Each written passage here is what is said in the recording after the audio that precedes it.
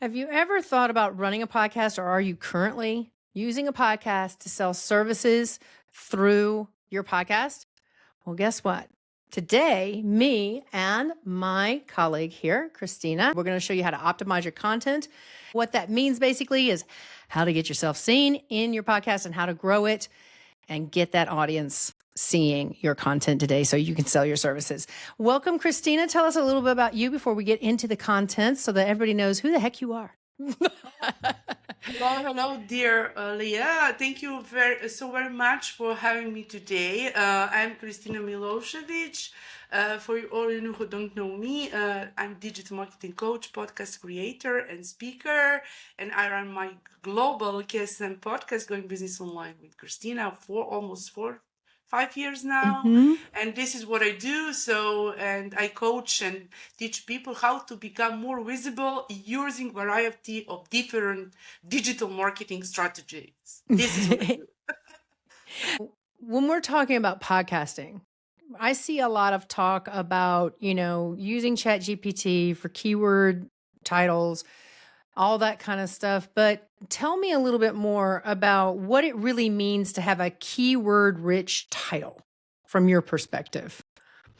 From my perspective, is to have your keywords rich title is very and so important to connect your words, what you have in your description mode. I mean, in terms of what is a topic and what you talk about in your podcast, in your interview, whatever you do. So this is very important to connect in your, if you wanted a catchy title, let's say catchy, to put those words which are in a title and mostly in description mode. And also to connect them, which is so aligned with your topic. Specifically in terms of keywords, if we talk about YouTube channel or other videos, or if we talk about Spotify or audio, and then is very important that you can connect. You have long and short keywords. So that's you get the long tail and the short. Long tail and short tail, but you can use many different softwares when you can see what is the competition when you put it down your words and see is it competition low or high in terms of using your keywords, what people search. Yeah, and sometimes people can get a little overwhelmed with that. So basically, the best way for me to word it for people is think about how somebody would search your topic. And some tools that you can use. There's Answer the Public. There's some others. What are some others that you can think of that can help you get a little bit of an idea of how people are searching specific keywords? You can use SEMrush, for example, to go there. And there are others. You can also use keywords tools. You can go and Google it, and you will get a lot of platforms where you can go and, as you mentioned, ask. How did you say that? Answer the public. It's answer. I know. I always think it's ask the public, but it's answer the public. And it's interesting because we do that. You said, when we were talking behind the scenes, the clever titles aspect. We see, in my opinion, what I see is a lot of times there's a title there, but it's so broad that it could apply to any niche. And I think that we get too clever versus being more, this is how somebody would search this topic. That's why you see those types of episodes that perform better, that have more tangible aspects to it, such as, 3 steps you can take, or the number one reason why you feel blah, blah, blah. You see more successful content like that. So that goes into the fact that when you're looking at those key-rich titles, one day I'll learn how to talk. You also can use those keywords that you discover through your titles into your show notes and transcripts.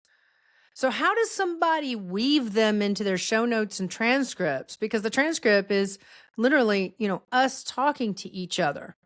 So what are some ways to, basically have those keywords that are powerful enough to optimize your transcript and your show notes? and Yeah, employ them in a way that, that doesn't sound like, hey, I'm just dropping keywords wherever I can. Yeah, but when you mention about show notes, and show notes are one of the most understandable SEO assets in podcasting. And here's the thing: audio is invisible to search engine, but Google cannot always crawl what you say, but Right. it's absolutely can crawl a well-written set of show notes published on your website. And if you think about for your episode, like landing page, include your keyword like a rich summary or timestamps, links to resources mentioned. That's go like a few naturally placed as a key phrases. I've also noticed you mentioned timestamps. I noticed some people do the timestamp, and they're helpful, yes, but they're more industry speak versus actually what somebody would think when they see it, because you'll see a lot of those videos where they list a whole bunch of stuff and somebody says, here, this is what, here's the breakdown of it.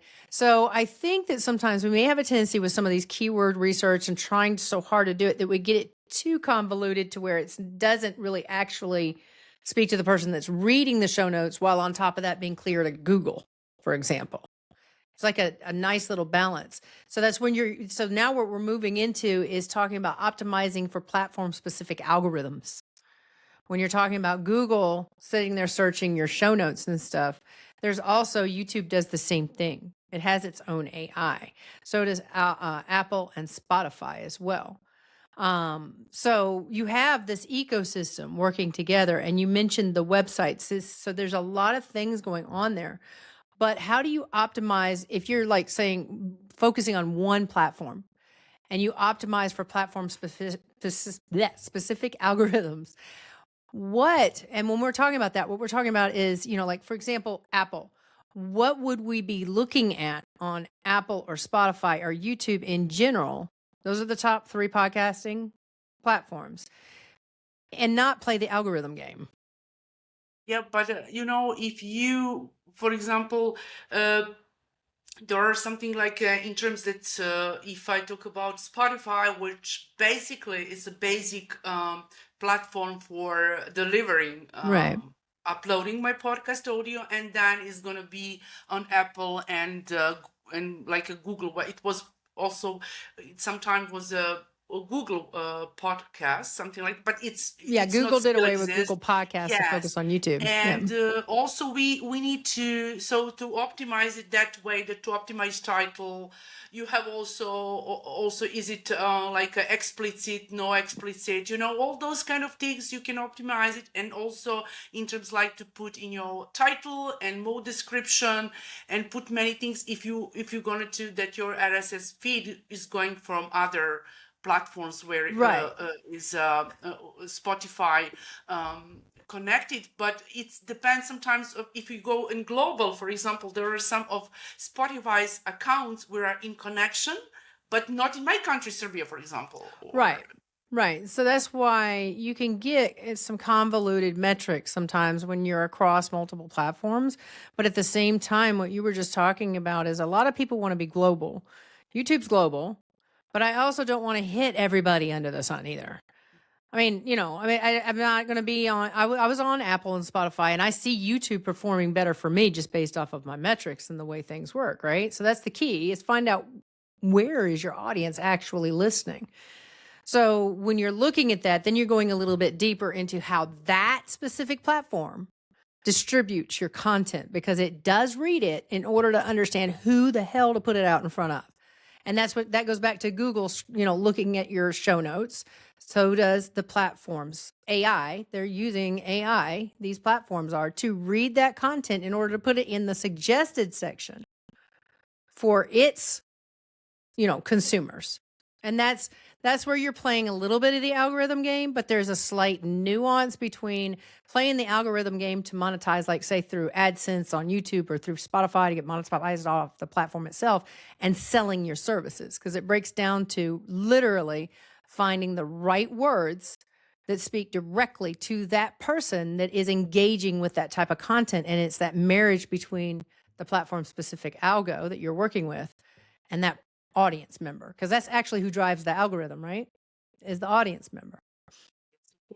When you mention Spotify, you can go and rate that episode or whatever as a follower. Right. But what I wanted to share with you when you mention YouTube channel and also Spotify and other, when I deliver my podcast, yes, I'm going business online podcast with Christina.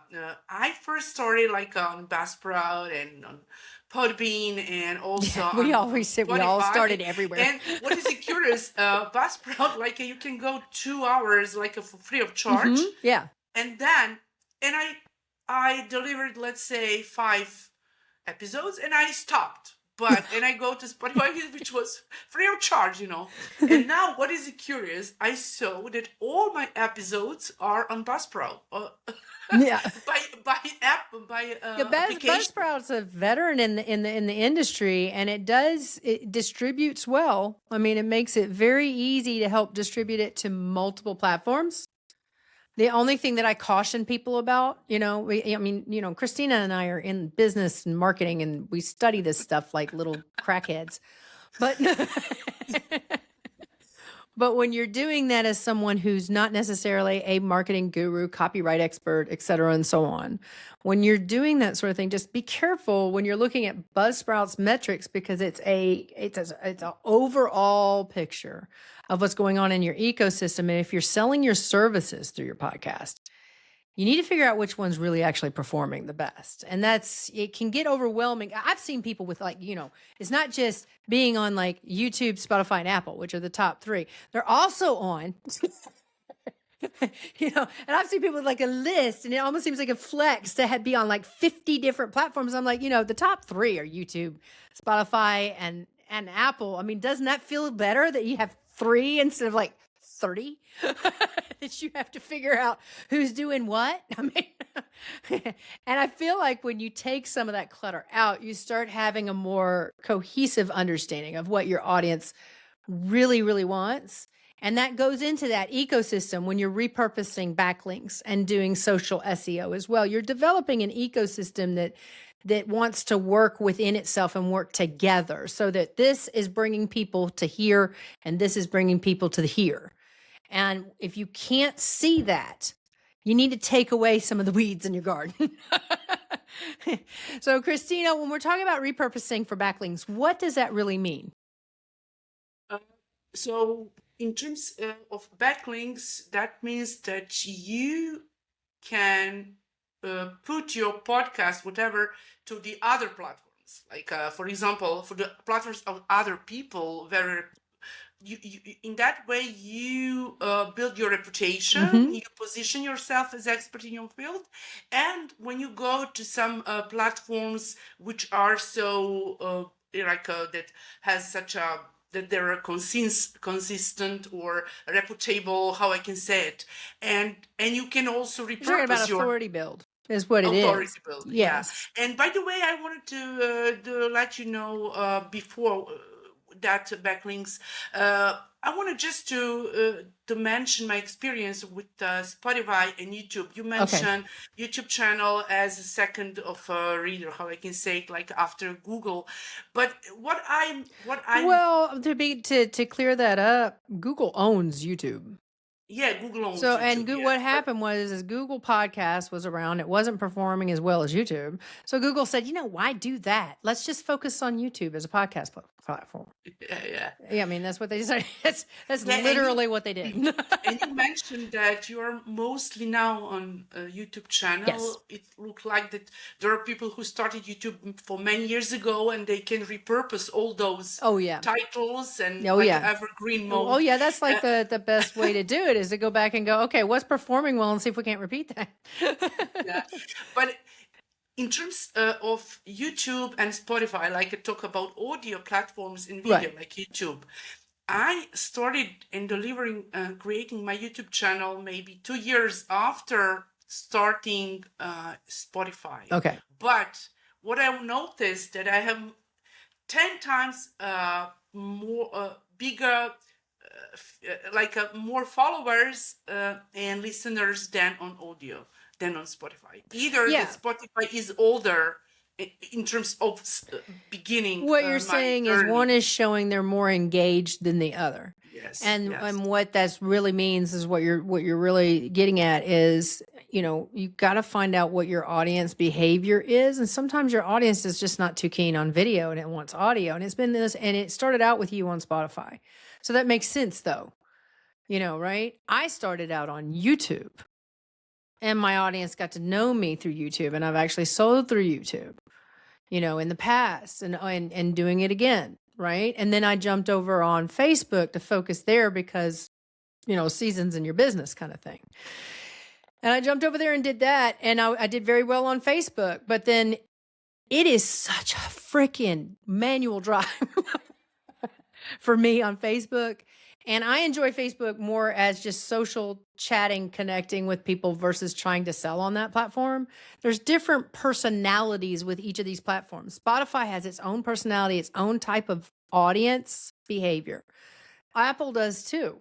So does YouTube and Facebook and all the others, very traditional social media platforms like LinkedIn, TikTok, etc.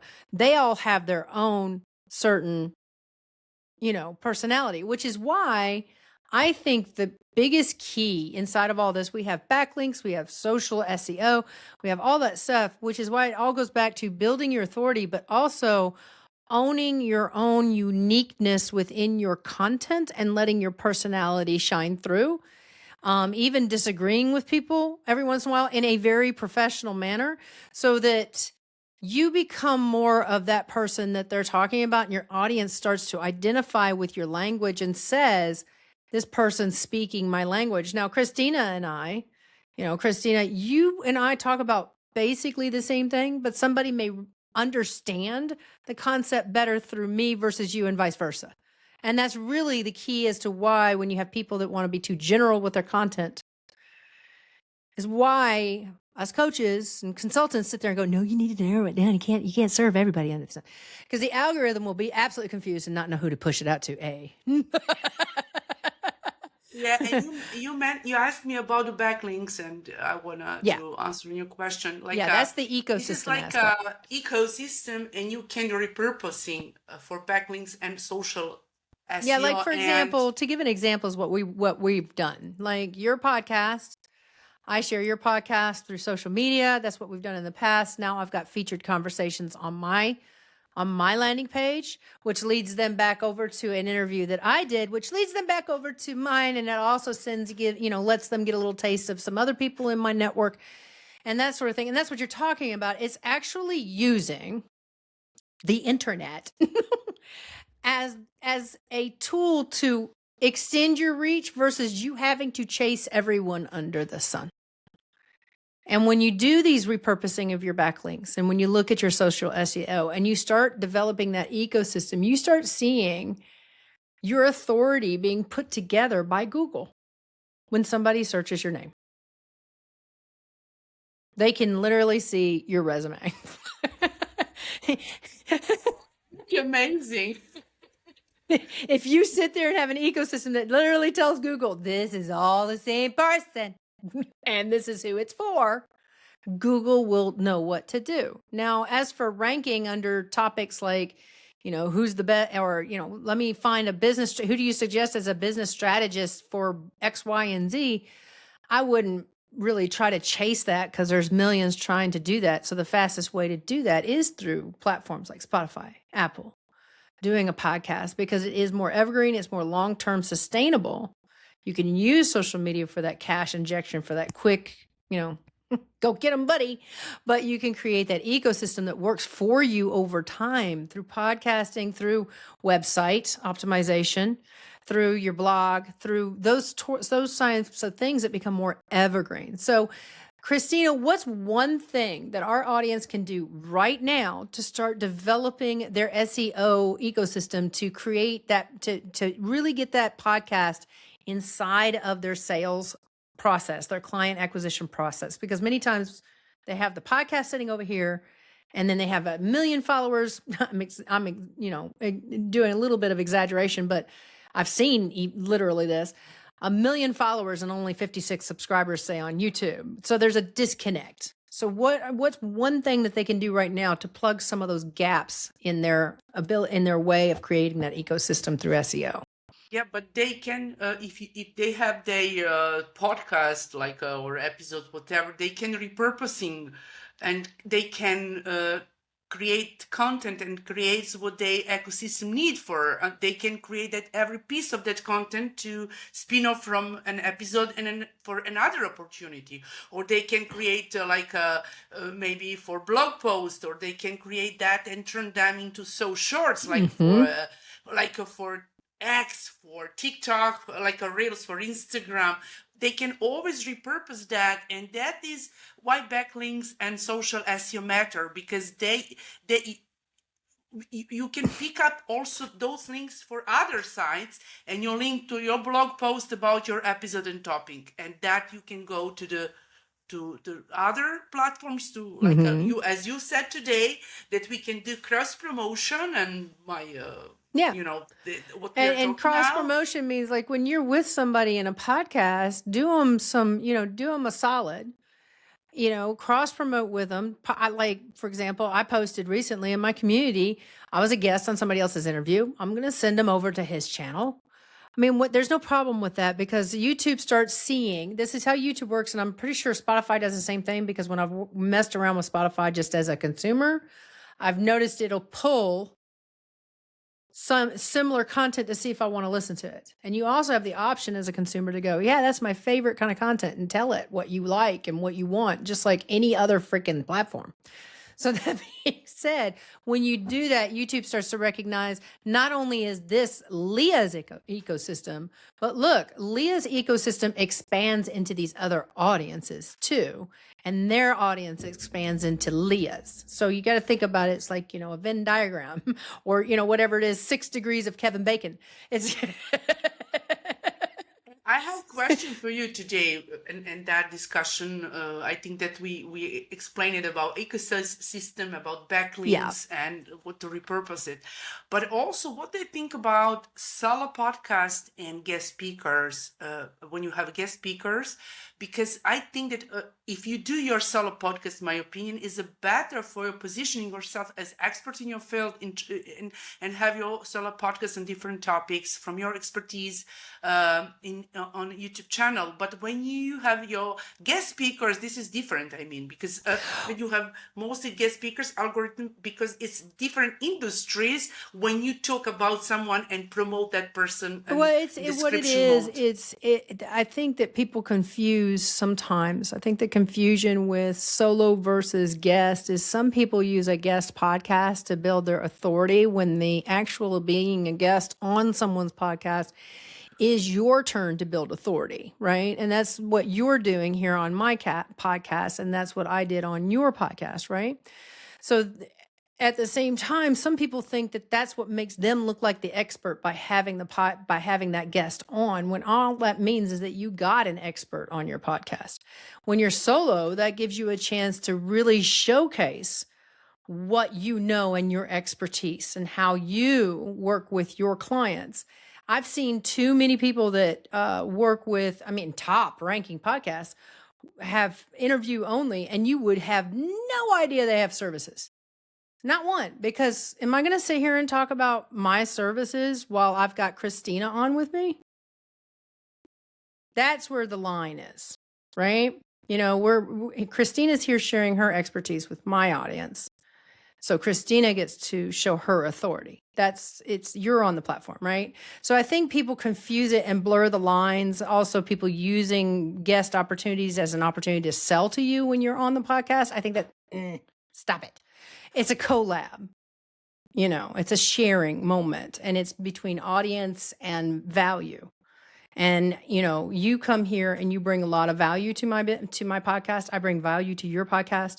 We have an ecosystem. We have a little bit different way of serving a very specific client. I serve a specific client. You serve a specific client, right? And we hit on things that they're more interested in solving. And that's where I think people get convoluted with thinking that the guest opportunity is their way of building their authority and showing how much of an expert they are, when really they need to showcase themselves solo and occasionally have an interview so that that interview kind of says, oh, wow. So she's not just pulling crap out of her butt and making this. Other people actually agree with her.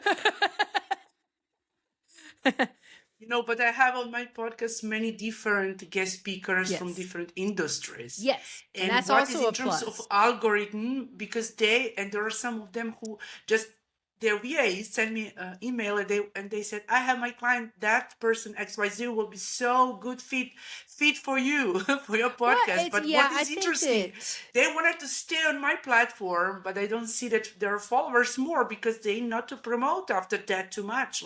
Well, yeah. So that, yeah. So and I mean, think that what they think that we can align with guest speakers, which is in line with our business. I mean, right. not Well, just it's like literally it goes back to the ecosystem because you got to choose your guests carefully. I had a financial expert advisor on my podcast that does not really have anything to do with the type of services. I'm not going to advise you about your finances, but but that's somebody that brings that lens that is a topic inside my services that does come up, that they would need to talk to somebody that's more licensed in that field. Like, for example, I've had a lawyer on my show and he was talking about contracts. Am I going to advise you about contracts and how to build a contract? No. Why? Because every state's different. Every country's different. You need to talk to a lawyer in your area. So I had a lawyer come on and say, yes, these are the things you need to think about and blah, blah, blah. I think that that's a very good point because that creates that understanding between what you actually provide, but you'll also bring somebody else in to show, okay, this is, here's a little deeper understanding of this aspect of it, even though it's not a complete, it's not like the whole piece of my services. It's a topic that we talk about, but it's not something I can fully support you with. But I am going to bring an expert on my show today to give you a little compass moving forward on what you really should be paying attention to in that specific type of topic. So I think that's where when we get into collabs, we need to be careful and make sure that that person does meld well inside of our own little network in our community and not just say, I want to be a guest on every single solitary podcast under the sun. But at the same time, when you're starting out, that's the best way to figure out what kind of podcast you need to be on and who collabs with you well. That being said, Christina, we're going to wrap up here. I mean, because that could be a whole nother discussion for a whole nother day about getting guests on podcasts. And I do appreciate you stopping by and tell people where they can find you. For your audience, you can find me on christinasm.com, my website. You can find me on KSM Podcast, Going Business Online with Christina. You have all information, Instagram, ChristySM 7. Also Christina SM on LinkedIn and Christina Milosevic on Facebook. She's everywhere. It'll be in the description. You can find me on Substack. But you see her name on the screen. So when you just type, her name, digital marketing coach, you will find everywhere. If you type Leah Sparrow, you will find me. And that's how SEO works. Thank you so much, Leah, for creating such an amazing ecosystem about cross promotion. Oh yeah. That comes from my radio broadcast days because we had like four broadcast stations under one roof, and we were like, hey, all of these stations, we know our audience is bouncing around from one to the other, so heck, why not? Let's promote on each other. And I'm so excited. I'm super happy to have to be with the amazing Leah. She's so experienced speaker from her background, and just imagine how it's huge for me and for you to know Leah. That's this is it always gets me when people do this. I've been called the OG. I'm like, really? Just stop it. And to be from two different continents, like I'm in Europe, you're in US. She's all the way over there. Yeah, and I run my global. And we can hear each other and talk to one another. How cool is that? All right, Christina, thanks so much for stopping by. And in the meantime, check out as always, it's been a pleasure to have you here. Check out the description if you want to hook up with Christina, and check out this next video YouTube really thinks you should watch next. Bye for now.